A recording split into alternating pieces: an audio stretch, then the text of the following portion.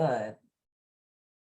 Well, good morning, everyone, and welcome to our Livable and Sustainable Communities Committee meeting on August 18th.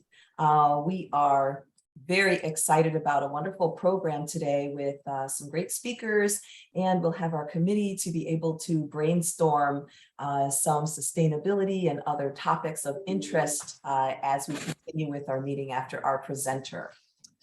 So I'm calling the meeting to order at 9:30 a.m. and we will continue to welcome folks who come on in the next few minutes to join us. So good morning, everyone. I'm Sonia Blake, and I'm President and CEO of the Valley Economic Alliance. And it's a thrill to have you all here with us today. Leveraging our vast network of government, nonprofit, and industry leaders, the Valley Economic Alliance promotes community and economic development in our 5-city region, which includes Burbank, Calabasas, Glendale, Los Angeles, and the city of San Fernando. This, our Livable and Sustainable Communities Committee, convenes thought leaders on topics such as housing, environmental sustainability, public health, and other topics pertaining to the quality of life in our region. So welcome, welcome, welcome. Today, we're glad you're here because we're going to hear some great insights from thought leaders on pertinent topics to our community. And you'll have the chance to lend your voice to the dialogue about how we want to be advancing our economy, in particular, our green economy. So, by the way, we do have a free business assistance program, and we do help companies to start and grow here in the San Fernando Valley region. And if you know anyone, and if you or any business owner you know needs capital, procurement assistance, exporting information, marketing strategy, a whole host of business development ideas and strategic support, they can get in touch with us and receive free business advising at thevalley.net/assistance. We also have several other committees and programs that are happening throughout the year, and we encourage you to get involved and see what those are at thevalley.net/events. So with that said, I'm very excited to introduce to you a new partner of the Alliance that's doing some really great groundbreaking work in the sustainability space, Steve Haney with Current Energy. So Current Energy is a solar company in which Steve is the founding partner. And before Current Energy, Steve worked in commercial real estate and developed many projects ranging from a resort in Mexico, where he and his family lived for several years, as well as shopping centers, industrial buildings, and apartments, etc. So we're super excited to have Steve in our network at the Alliance. And we thank you so much, Steve, for being a part of the Alliance, for your support, for your expertise. And I'd like to hand the mic over to you now so you can share with us a little bit about what you're working on and then introduce our presenter today. Great, thank you, Sonia. Yeah, that's great. We're a local solar developer based out of Van Nuys. We focus on commercial C&I projects here, and we work with the City of L.A. Hand in hand in a lot of what we do. We're heavily involved in their feed-in tariff program, which is a program which City of L.A. tries to procure clean energy, and so we do that by generally leasing roof space or doing revenue share agreements with other building owners within the city to be able to install solar and feed it into the grid and clean up the grid a little bit, little by little. So I'd like to present Miguel Sangalang. So Miguel serves as Executive Director and General Manager for the Bureau of Street and Lights of the City of L.A. As head of the agency, his role has shaped two major responsibilities: the upkeep and improvement of the city's 220,000 street lighting infrastructure assets and the adoption of new tools and practices to ensure the city meets the needs of its residents well into the future. To that end, he is working to make street lighting a true neighborhood asset that reflects the culture and communities it illuminates, improves public safety, and helps create new connections between residents. Miguel has been heavily involved in the City of LA. He's a 13-year veteran of the LA government, served with Mayor Villaraigosa, and has been instrumental in many programs that the City of LA has put out. One of which we've been a beneficiary of, Ramp LA. It's a great program that working on procurement for the City of LA. Well designed, and so I'd like to present Miguel Sangalang. Thank you, Steve. And I wanted to say, little by little leads to a lot. And it's been quite actually transformative to see things like the feed-in tariff and companies that have actually come to the call and answering it and trying to jointly make sure our city is as sustainable and livable as possible, right? So very much the goals I think we all share and strive for. So thank you for all your work there. I also wanted to give a shout out to Sonia, who I had the chance and pleasure of working for a while. And so I'm very happy to be here and support her. I'm going to start sharing my screen now. And hopefully you all can let me know if once you start seeing this. All good? Looks great. All right. So I wanted to start off by probably answering one question that usually comes to mind, because when you look at the title, right, Director of Bureau of Street Lighting, it's fairly singular in focus. And so Steve was kind in kind of sharing the thought behind what it is. I like to kind of describe my job as making sure some crazy things don't happen and other crazy things do. And there's a lot of new ideas in that realm that we're trying to test, apply, and then deploy right within the city of Los Angeles. I wanted to also kind of share some of the history that we have, because that's where I think, you know, if you look at our origins, right, we came out at the beginning or the end of the 19th century, right? 1886 was actually the first time Los Angeles had its first electrical street lighting system. They were called moonlights. They were named such because they were on structures 150 feet in the air, and they essentially lit a large area like it was a full moon at night. Obviously, some neighbors might complain about how much that would be if that would be right next to your home. Obviously, we've changed out into the structures that we've talked about now. But I'd like to point out that this was a time and place where a very nascent Los Angeles, at this point in time, 12,500, right? We're looking to aspire using technology to become a metropolis rivaling New York City and Edison at the time. So you know, bottom line for us, we've had innovation in our bones. We see ourselves as a real platform. We've built out right from the growth and evolution of Los Angeles itself into what you just heard, about 220,000 streetlights throughout the city. It's about $500 million in just the poles alone. You got 2/3 of the city that are illuminated and connected through 9,000 miles of conduit and 27,000 miles of copper wire. Ultimately, I like saying that we're a platform because we have poles, pipes, and power, and we're in the coveted right of way that will help enable many of the things that we want to do in the future, especially once we start talking about connected and digital services.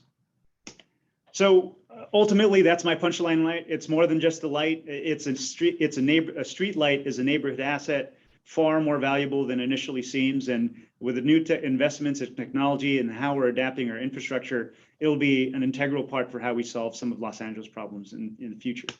One of the early kind of adoptions we had was LED convergence. So the city of Los Angeles back in 2008, 9, 10 was one of the first cities in the world to go down this route.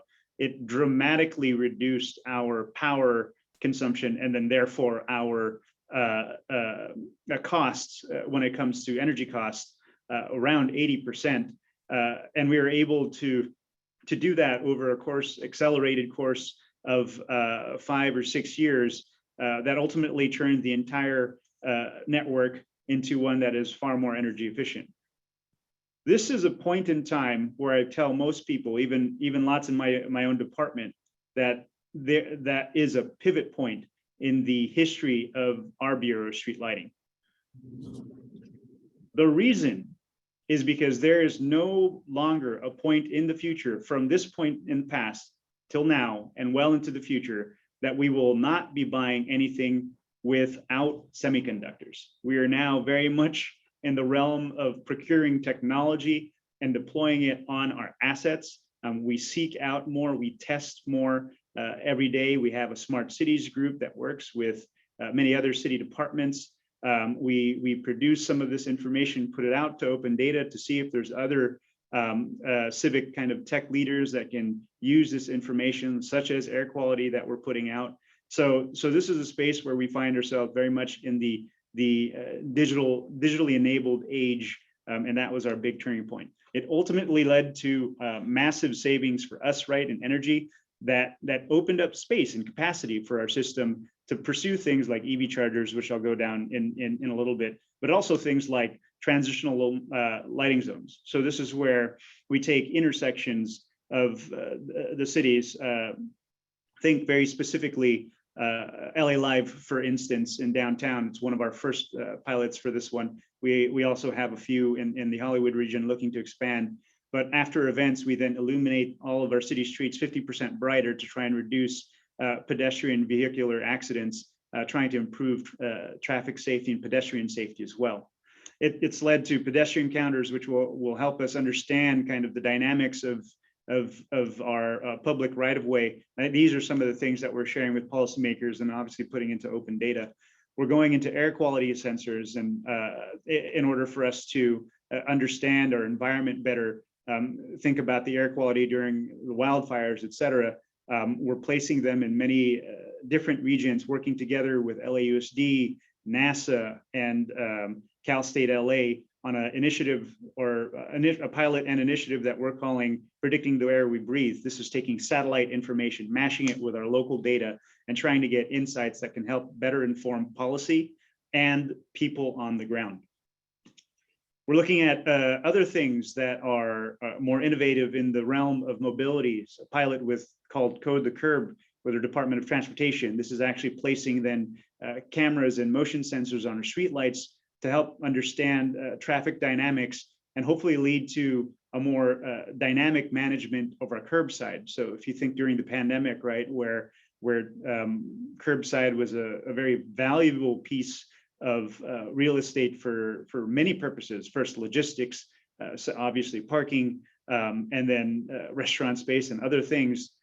Is there a way for us to more dynamically manage that as a city in the future to get the best value for everyone that would be participating in the public right of way? As I mentioned, we are going into EV chargers. Those were just a few of the services that we're looking into. Now, this was one of the biggest things that we are expanding. We recently installed our 500th public EV charger. This is a public EV charger, again, in the public right of way. This is, I think, critical for us because of a couple things. First and foremost, from the federal to the state level, I think many and all of you have seen commitments to the environment and looking to electrify our transportation infrastructure. And so we see billions of dollars coming down from the state and federal level in order to implement some of these things. So we're going to be a piece of that, trying to expand it more throughout the city, in addition to our private sector partners. We plan to, this current fiscal year, by the end of June 30, 2023, to double the number to nearly 1,000 EV chargers out in the public. We hope to get to 10,000 in about in 5 years, and really be a large market share on our end. This will mean new types of chargers that we are trying to deploy, technology that we will buy, eventually with the federal and state dollars, contracts and consultants and contractors and consultants that we're hoping to deploy out in the field to help us as we build out. So lots of opportunity here. I think this is one where, you know, for the city of Los Angeles, state and the federal level, great alignment for us, resources that are coming down, and then our place in the right of way. I think a couple other things, and I'm spending a lot of time here because I do see it as a major factor in us being able to help both sustainability and also equity. So one key thing is, obviously large areas in the city are multifamily residential. We are targeting that very specifically, as we see those as some of the places that might be challenging to place EV chargers unless there's other programs that are put in place. But we also see a large market. California just last year sold its 1 millionth EV, cumulative EV. In that calendar year of 2021, it sold 250,000 EVs in the state. So in very short order, two things are happening. One, there's just more new ones coming here. Two, there's going to be more affordable secondary market vehicles, used vehicles that are then going to be available for people and probably find themselves in multifamily homes that we're targeting now. So lots of focus for us to make sure that we have an equitable deployment as well as accelerating it to make sure that we can have adoption as quickly as possible.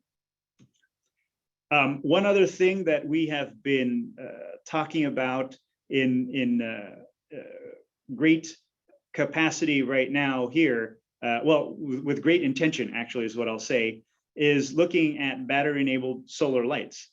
So this is actually a pilot that we started with our innovation fund and our innovation performance commission in the city. We are looking at single fixture, single kind of unit street lights, pedestrian lights that we can use to deploy into neighborhoods for a few different reasons. One, to make sure that we are driving down, again, our utility bill, using renewable energy, being more resilient by working off the grid, but also finding ways to make ourselves far more resilient against other impacts that would have otherwise taken out the system. So imagine earthquakes, for instance, right? So if there were, God forbid, the big one that actually knocks out the power grid, we would be isolated. We would be separate from that. Our lights would still go on. We would be a enabling kind of emergency capacity for the rest of the city as we start to rebuild. So some of these things, sustainability, resiliency, cleaning up the air, are some of the goals that we're working with, some of these technologies that we're deploying here. Sorry, I had one question for you, Sonia, Erica. Do you want me to pause for questions?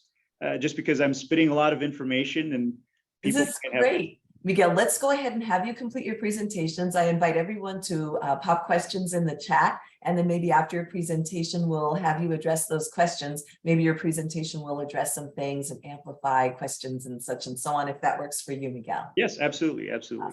Awesome. And just a few other things. So this was actually also funded by the City Council for this fiscal year. We have about $1.5 million, $1.6 million that we're looking to spend in this area.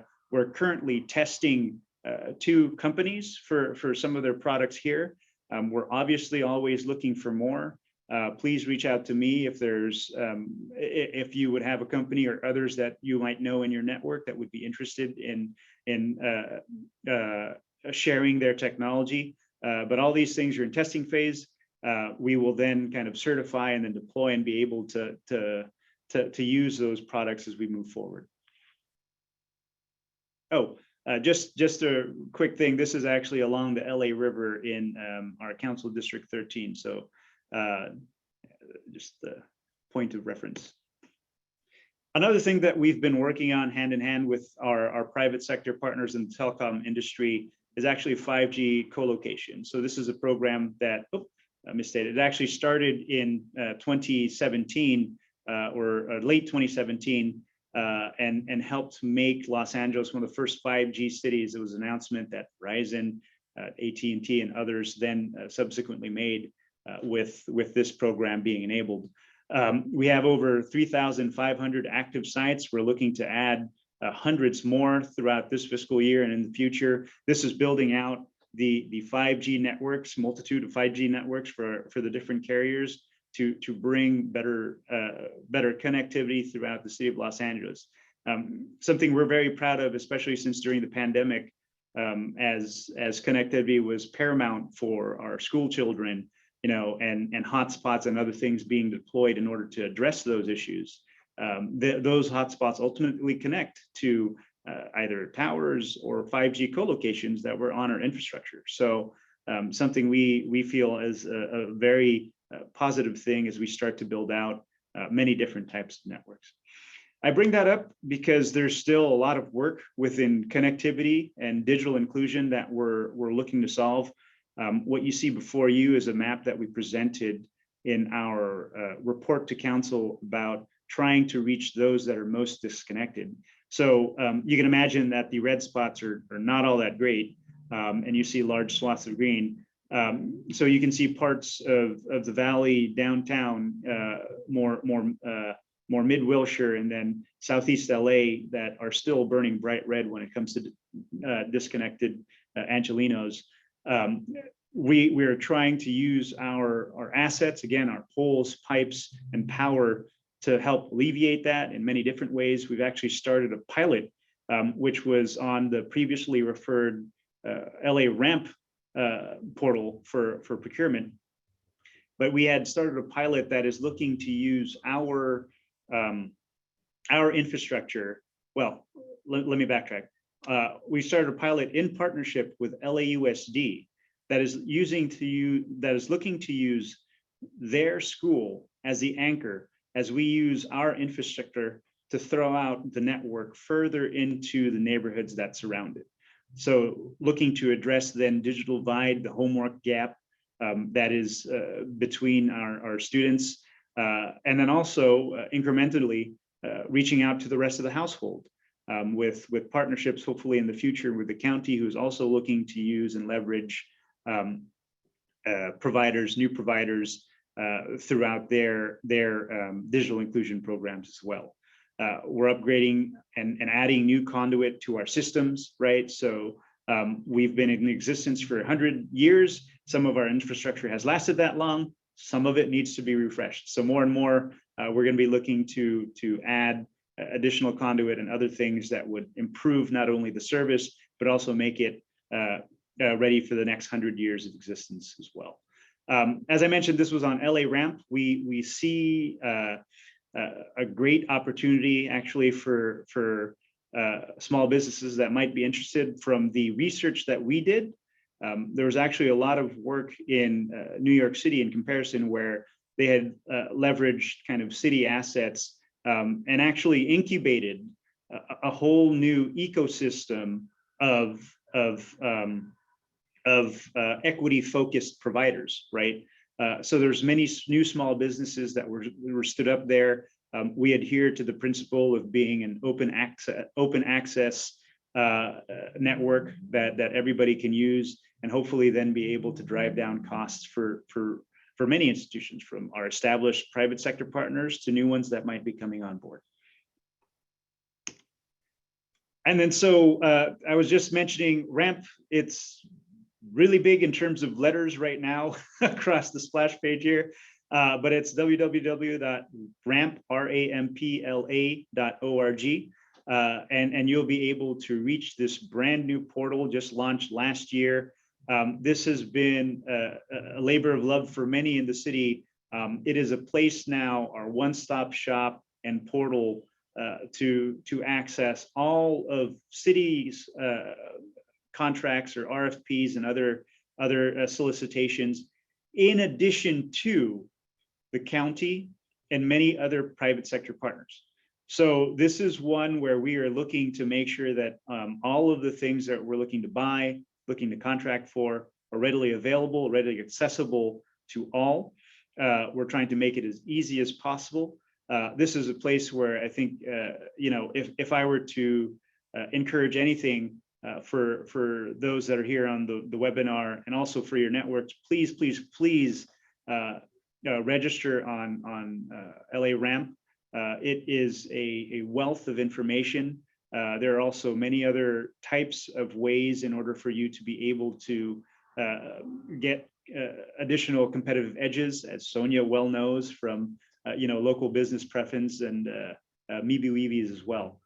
So most of the things, including our RFP with regards to the connectivity, future RFPs, in addition to our eventual change out of lighting systems again. Like I said, we bought LEDs. At some point in the lifespan, your light bulb goes out. We got to buy it again. So all these things are going to be coming out very shortly. One other piece I wanted to highlight, especially those that are connected to schools or nonprofit organizations, or two programs that were established by the City of Los Angeles for a multitude of reasons. One is to increase our hiring speed and cadence so that we can fill in the workforce with all the different kind of needs and demands and services that the city is asking of us. But also as a way for us to really reach into the communities that need a helping hand. So this is where we are looking at a multitude of demographics from the different area codes, formerly incarcerated, veterans, homeless, and others that are listed on there as ways for them to be able to get into the city system in an easier way. And have a path to a long-term city career. Ultimately, all you have to do, all you have to do for targeted local hire is literally sign up at one of our workforce centers. You'll be put in a lottery, which can then lead to an eventual appointment. And the process is actually the blue bar on the bottom there, where it's 6 months on the job training, 6 months probation, which will lead into a civil service career, and then you're going to end up after 1 year being in full civil service, from which point on you have promotional opportunities that you can test for as a regular part of civil service. So something where it's something where almost all of the barriers have been reduced for those that wish to apply and enter city service. Bridge to Jobs is kind of like the next level up of that. You can think of it as more semi-skilled or specialized. This is actually one where my bureau is very much interested in seeing a whole new cadre of electricians come through. Very similar process of a 6-month on-job training, 6-month probation, and then full civil service. But as I mentioned, these then take into more specialized kind of career paths, electricians, for instance, and also inspectors for the city. So very much possible for people to go into very lucrative, I think, public sector employment. And then finally, one thing that I think connects it all together is something that, we actually helped launch together, Sonia, the Angelino Connect. And we call it your digital key to the city. It is our way to make sure that identification is not a barrier. It's all about making sure you have access to the right resources, to the right systems in the city. Angelino Connect is our digital kind of login for the entirety of the city. You actually use it for LA Ramp. You then, once you log in, have access to a multitude of city systems that would be able to register you. You also have curatable information that you can subscribe to, and we will not force down anything to you that you do not want. It is a self-volunteering kind of self-commitment on your part in order to get some of these informations. But you can have a subscription to Rec and Parks if you like yoga. If you want to hear kind of new business opportunities, obviously LA Ramp, some of the things that LADWP are doing, another subscription that you can go to. So lots of the city's information flowing through this in a way that then you can interact with, not only just from an information basis, but also from a login basis and a financial perspective too.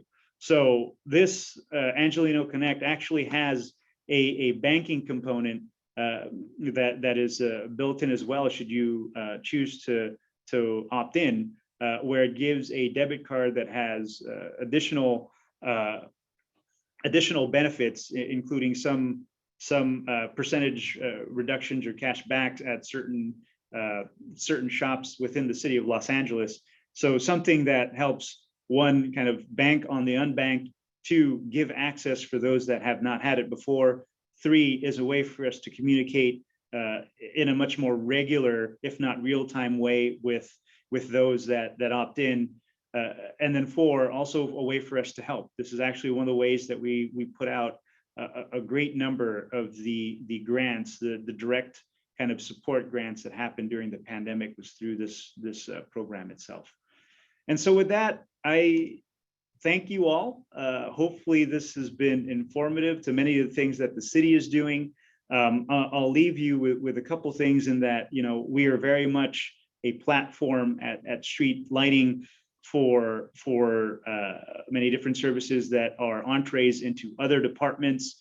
I hope you subscribe to the different resources here, from LA Ramp to Angelino Connect to Target a Local Hire, and share this information. I also hope that you're excited, because with all these things, we're building out a whole new, again, digital platform for the city to interact, and redefining what our digital right-of-way really means. Wow, thank you, Miguel. That's so exciting. It's exciting to be a part of a city that's so forward-looking and leveraging technology to advance the needs of the people. So thank you for that great work and that presentation. We had a couple of questions from the chat here, starting with this. Will chargers for trucks used to deliver donated food throughout the city and county be factored into the EV vehicle adoption? I might have to ask for a clarifying question, as in whether it would be part of like the logistical distribution. But so I think this is one where there's a few things, right? There's obviously commercial chargers, privately owned chargers. You can think of Tesla and their kind of supercharger banks that they do on private properties. Our focus has been predominantly on the right of way. So that is something that we're actually trying to get public input in. This could be a factor. One of the things that was brought up to me was how we kind of consider commercial corridors as well as the residential that I mentioned. So things that we would be looking for your input on. I would ask that you kind of right now email me or Sonia, who can get to me, obviously, and then we would take that input. Eventually, we'll also be putting out surveys for this. It will be part of the grant information, right? That would be needed for federal and state grants. So your input and public input will be necessary in order to start shaping some of those deployments when it comes to EV chargers. So the cargo bikes, sorry. Okay, that's a two-part question. The cargo bike can also transport. Are you looking in the chat? Yeah. I will have to get back to you on compostable items and donated food. I don't think I fully understand the question. Okay. I can answer the question because it's actually mine. My name is Kelvin Garvan, and my concern is actually the movement of food, especially with SB 1383 adaptation. There is a requirement for certain food generators to donate more so that they can be diverted from landfill. So the idea becomes, what are some of the innovative transportation possibilities that include electric cargo bikes, that include electric vehicles that will be moving food around major corridors like Western, Crenshaw, Slauson, Figueroa, Broadway, etc. So I'm wondering, and it's partly comes from a conversation that Mike Flood had at LA Regional Food Bank. They want to begin finding ways to get their fleet to electric as opposed to diesel or gasoline. Yep. So they're going to need to be charged wherever they might land. They might have the charging in their home base, but then they might go deliver maybe to a large food bank, say on the west side, and then they can charge there.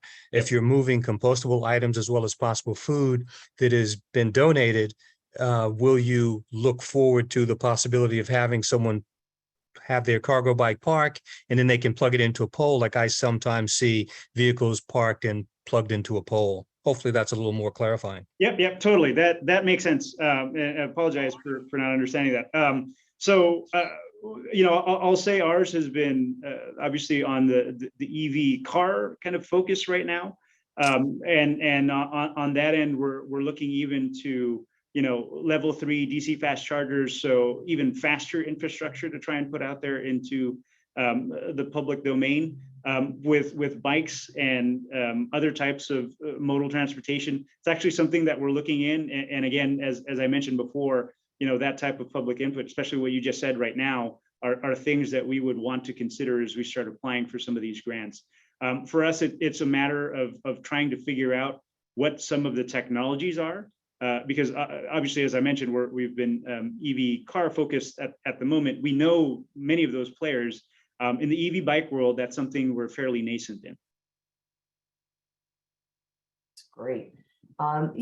Some of our small businesses like restaurants and others might be interested in having EV charging stations for their patrons to utilize. Could you tell us a little bit about how businesses might go about that, and if there are any incentives or programs or what department they would work with for that? Say that one more time, sorry. Sure. So if small businesses wanted to install Yep. EV charging stations for their patrons that come through, maybe restaurants or shopping centers and such and so on, where would you direct them to get started to look into building something like that and financing something like that if there are incentives? Yep, that's great question. And on the on that side, especially when you're talking about privately owned real estate, that is a place where our sister department in the city, our Department of Water and Power, has been quite active and aggressive in. So there's different rebates that they have for charging infrastructure that is installed. They also have commercial kind of retrofit programs as well that take those into account. I would highly suggest going to their website for it, and there's a swath of information, some of which will soon change, right, with some of the recently passed bills. So please look up what LADWP is doing there within the city of Los Angeles. And then obviously for other areas, Southern California Edison does also compile much of that information, although I guess a little bit biased, I will say LADWP does a really good job of organizing that information. Fantastic. Now, we did have a question for clarifying the distinction in the criteria for local hire versus bridge to jobs for veterans. Maybe you can amplify a little bit more about that. Right. So I would say that the criteria, it's a wide criteria. It's actually fairly basic, and then there are other factors such as demographic information that is put in there. If you go to the LA to the local hire site that was posted up there, it's on here in the chat, lalocalhire.lacity.org. It will give you the full list. There is very little criteria difference, but for additional kind of pre-screening examinations that you have to do for bridge to jobs. There's like a minimum level of skills that you have. Targeted local hire has zero kind of requirements when it comes to those aspects. Bridge to jobs is the one where it will go into some of the accounting or inspection or electrical. There's a little bit higher standard for some of those jobs. Very good. There was a question about, is there a rebate program still going on for EV chargers? And I think you mentioned that with LADWP, that they're working on that. So I'm going to put that in the chat here, a page where folks can find out more information about that. Fantastic. Are there any additional questions here for Miguel while we have him here? Yeah, the city has a green business certification program, I think through LA Sanitation. I wonder if you have any involvement with that or have any ideas what the benefits might be for businesses that might be interested in doing that. I'd have to defer to Barbara to Yes. talk about that specifically. Yes. Okay. Fantastic. Yeah, it's really interesting, this notion of creating like promoting and enhancing the green economy within the city, within the county, and then looking specifically at the valley. We have many manufacturers. We want to help, really mitigate some of the environmental impact and make sure that we've got greening communities. There are interesting aspects of that having to do with shade, building shade, getting more homes to have better quality, air quality indoors and such and so on. So we'll definitely be looking at how we can help encourage more companies to operate in more environmentally sustainable ways, and getting environmental audits through DWP and other utilities. So that's kind of exciting. Now, you mentioned broadband. So that's a really interesting topic, of course, like you mentioned with the pandemic and so many students and workers at home, it really kind of caught our attention. And so it's great that some work is being done to enhance our broadband connectivity in an equitable way. There are also the affordability issues. Even if people have connectivity, can they afford the service? And then do they have the devices? So have you at LA Lights been looking at the nexus between all three of those imperatives and what can be done to help, alleviate the any issues and problems we may still have? That's a great point and question, and the digital divide is a bit complicated, right? Because you're trying to connect people, but they're disconnected in the first place, and that's the easiest way to usually reach people or cheapest. So you have issues around infrastructure and just build out, right? Do we actually have those infrastructures that can connect our devices? And then you have cultural sometimes barriers and learning barriers around it. The short answer is yes. So we have actually with our colleague departments in our digital inclusion, connectivity and digital inclusion working group have come up with a framework for the city to address this. And it's been kind of three-pronged, where we're looking at connectivity infrastructure very specifically, the adoption side of things. And then you can think of that as, digital literacy. Do you have the devices? Do you know how to actually benefit from the internet? Some of those programs that you might usually find in LA in our libraries. And then finally, trying to figure out a kind of sustainable way for us to move forward with this. Very thankful for all the state and federal money. It's one time. This is going to be an ongoing issue for us to address in the long term.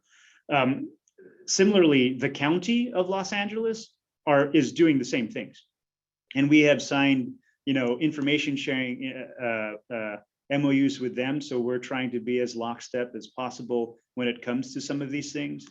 There's new programs that are coming out soon to be, digital navigator programs. That's where you take a cadre of trusted messengers and use them to hopefully get the message out into local communities, so that we can reach those that would have otherwise kind of looked funny if it was a government person with a clipboard that came to the front of their house.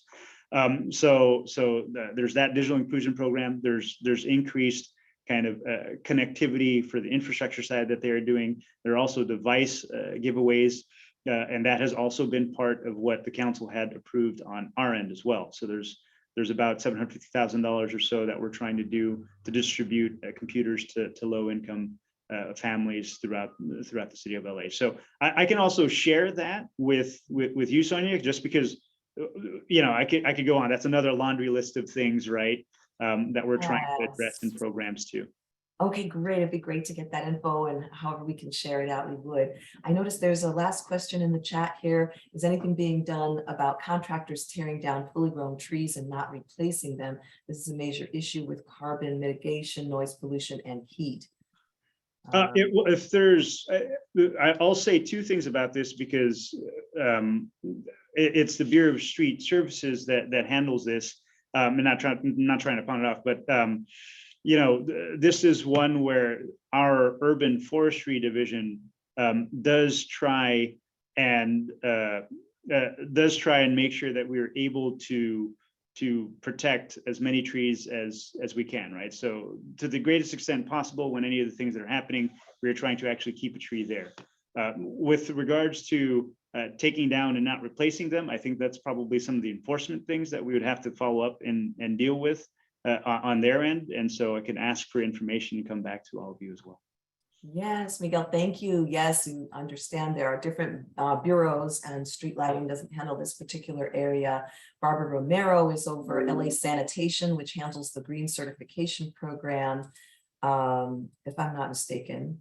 And then, yeah, okay. And then this great question, Bureau of Street Services is a third and separate bureau that handles urban forestry. And so all of these are departments that the Alliance has relationships with and can connect our network to them. We want to make sure that those of us in the Valley are as connected with City Hall as anyone else. And so, rely on the Alliance to help you to get the answers to these questions so that we can build, an equitable, sustainable Valley. And so that's super exciting. So it's 10:15, and I think we handled all the questions in the chat. And I just want to thank Miguel Sangalang so much for being with us today, for all the great work that you're doing as well, and persevering through a lot of these very complex challenges and coming up with some innovative solution and leveraging technology to help us advance the city.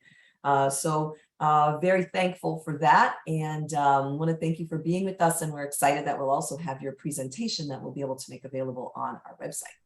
Thank you. And I appreciate the time to be able to share some of the work that we're doing. And one thing I want to say at the very end is, we realize that City Hall is not the center of the world. And so we definitely believe in the work that the Valley Economic Alliance is doing, and really need community partners for all of the things that we're trying to do when we're talking about transformation. It's a shared effort, right? And as Steve had mentioned earlier, right?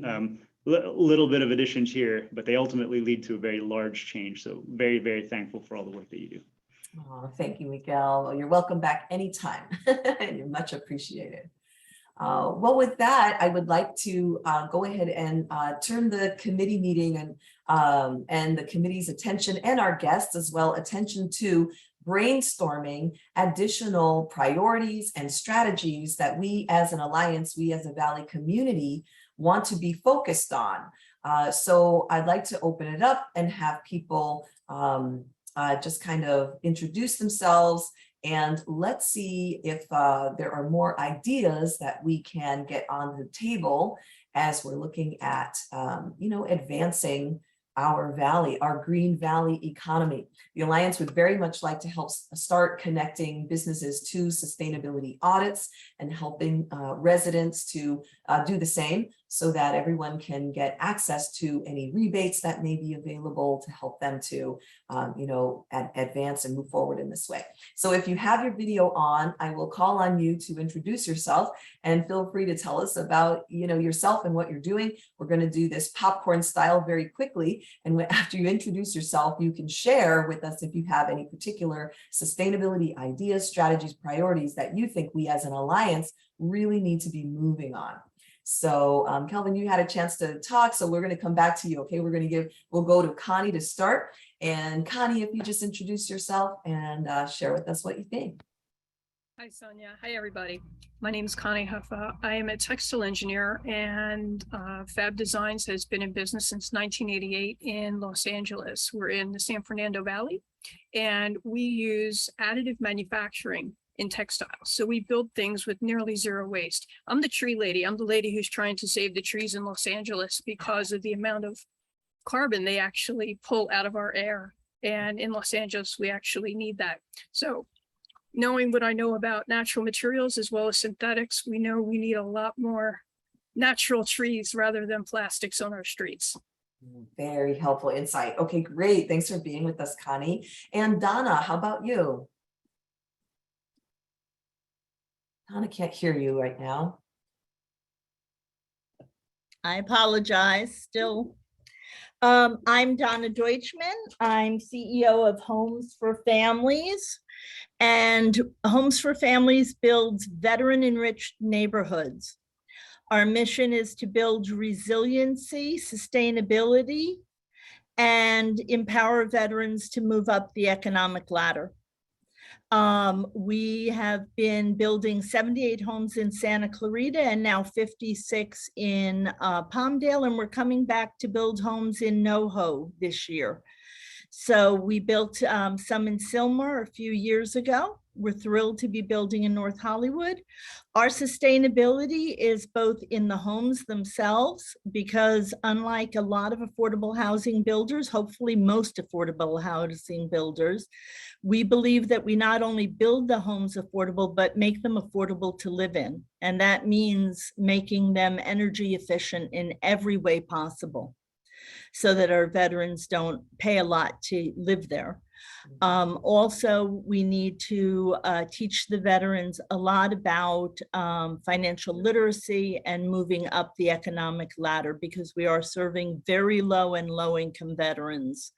So the homes have to really, some of our veterans are formerly or recently homeless, in that they're living in a family's garage, or maybe family of four living in a bedroom of a home of another homeowner. So we're really interested in this committee. We haven't been participating, but we plan to do so. And I'm very excited because I heard from one of your staff yesterday that you're having a veteran forum in November. Yes, love to partner with you on that, Donna. Absolutely would Talk love more about to. that. Wonderful Yeah. work. Appreciate you. Yeah, and we not only build the homes, but we also have what's called a My Trauma Informed Military Enrichment Center, where we deal with trauma and provide those educational services that veterans need. Wonderful. Looking forward to partnering with you, Donna. Thanks for being with us.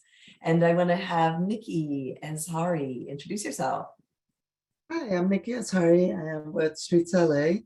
I work very closely with our Chief Sustainability Officer, Greg Spots. And at Streets LA, we have 5 innovation themes. One is digital everywhere, where we're trying to go digital throughout the entire department.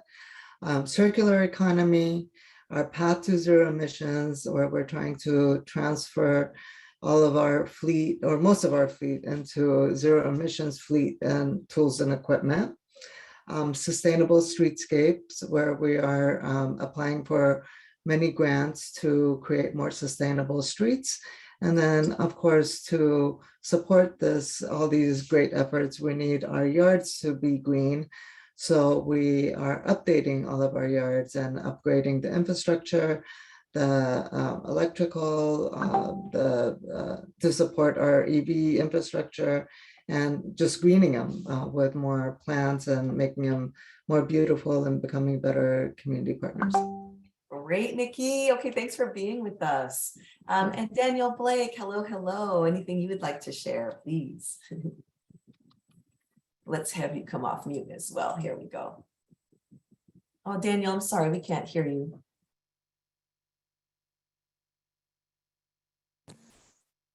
There, Daniel Blake, Cal State Northridge retiree. So I'm not very active in very many of the programs going on. My background as an economic analyst for the San Fernando Valley and as an urban economist at the university has a nice background for this, but I've found that all of the connections I've made with the various politicians and business people in the Valley have kind of faded in my retirement, which is both frustrating and gratifying. It gives me more time with grandchildren and all that. One thing that I'm curious about, one reason I stayed on with the communities initiative, is I think a number of people in the San Fernando Valley and elsewhere are very frustrated by the homeless situation. And I saw a solution down in San Diego where they essentially set aside a large area for RVs and tents and let people live there. And it wasn't just a safe overnight situation. It was, you can park there and stay there. And you can, and of course the RV is very cheap space relative to permanent space for somebody that's having transitional difficulties. You can also locate services there. And this would do two things. It would take a lot of the transient people off the streets in neighborhoods that are currently frustrating our residents and put them in a place which is more secure, more sanitary, and has services easily available. And perhaps if there's children in the area, they can have a location where they can attend school on a regular basis. I think it would be good. We keep making these moves. I believe Daniel's frozen. It brings up some great points about homelessness, which we should bring to our committee chair when we're dealing with the issue of homelessness. There's some great feedback. When Daniel come back, maybe we'll hear a little bit more. But Kelvin, did you have anything that you wanted to share about sustainability? Frustration. Oh, there you are. Hi, Daniel. Sorry, you got frozen there. We lost you there. But honestly, I'll tell you that, these are some great insights about homelessness, which we should save probably until another meeting when we're going to be talking about that. But I'm glad you brought it up because we need to flag that for Marianne Haverhill, our chair. And then we need to set up kind of have a conversation around, some of these issues that you're bringing up that are so important. It would be wonderful to have a mix of our people in the community and people in local government that can do something about it. Mm-hmm. What are the barriers? What can't we move? What can we move? What initiatives will work? It'd be nice to have that conversation and see where we go from there. I agree. Okay, thank you for raising that. So good. Good stuff. And then Kelvin, did you have any additional thoughts on topics related to sustainability that we should be focusing on as an alliance that our committee should take up the mantle on and kind of run with? To connect some of the issues with food insecurity and lighting, when an individual has an enormous amount of stress, toxic stress, personal safety and public safety, they require to feed that cortisol in their body, they require high fat and high sugar content food. So if you can't get to and from the bus stop, if you can't get to and from the train station, if for some reason someone is living at your bus stop, you will probably have stress that will have you crave all the different food that is moving in our system that is quote unquote healthy.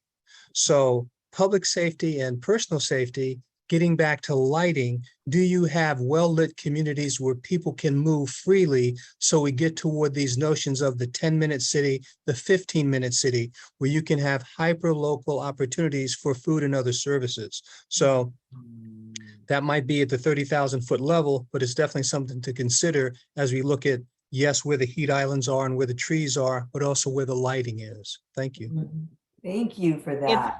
If I could add something, that's absolutely true. We build in our communities, in our veteran-rich neighborhoods, urban community gardens in every single one with fruit trees, because if our veterans can't afford fresh fruits and vegetables, our veterans can't eat them.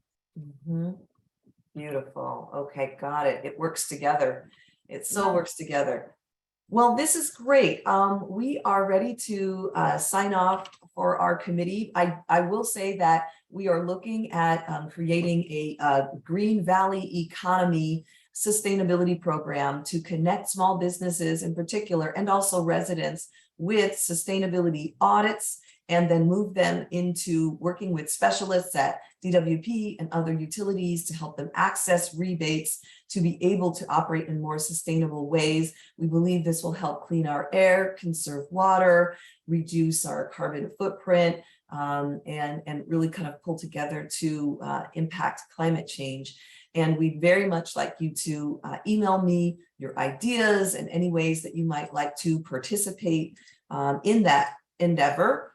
And I'll go ahead and put my information in the chat so that we can keep in touch. Other than that, we have follow-up meetings on this topic. Our Economic Development Committee, our Education and Workforce Committee, our two other committees that are meeting, our Diversity Committee, as well as this committee, Livable and Sustainable Communities. And you'll find more information at thevalley.net/events. And so definitely check out the calendar and be sure to join us again very soon. And with that, I'm going to go ahead and adjourn our meeting at 10:29 and wish everyone to be well. Thanks so much for joining us again. Bye-bye.